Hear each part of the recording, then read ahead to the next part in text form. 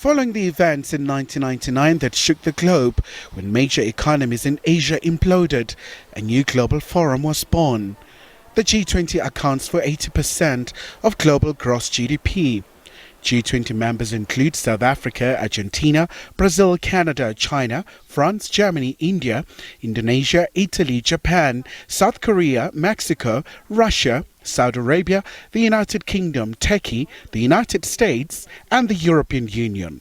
South Africa has been a member of the G20 since its inception. At the time, President Thabo Mbeki was at the helm. We regard the G20 as the world's preeminent global financial and economic forum, the only forum capable of bringing its members representing more than 90% of the world's GDP, 2/3 of the world's population, and more than 80% of world trade into a relatively small room where global challenges can be discussed candidly and where deadlocks can indeed be broken. The G20's key objectives include increasing multilateral cooperation for the recovery of the global economy, stabilizing the global financial system, and boosting economic governance. We will regulate credit rating agencies in order to remove their conflicts of interest. We have agreed that there will be an end to tax havens that do not transfer information on request. The banking secrecy of the past must come to an end. After former President Mbeki left office, then President Kgalema Motlanthe represented South Africa at the G20 Summit in London. The talking points at the time included support for developing markets, addressing flaws in the financial system, and rejecting protectionism. President Jacob Zuma took over after the short stints by Motlanthe. Time has come.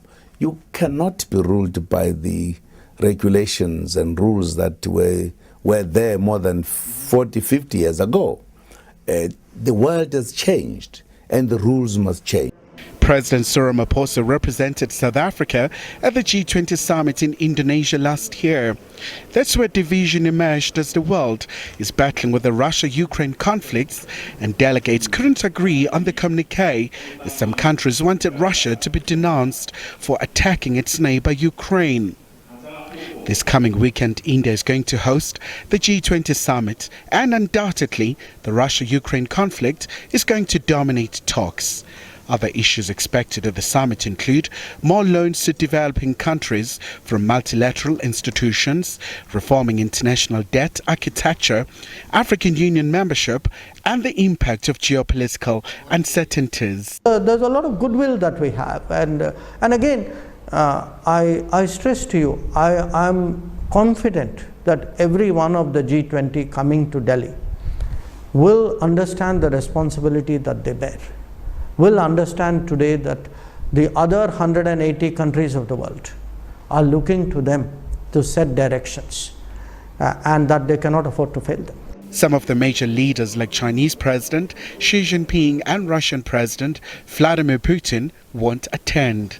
Khumalo, SABC News, Johannesburg.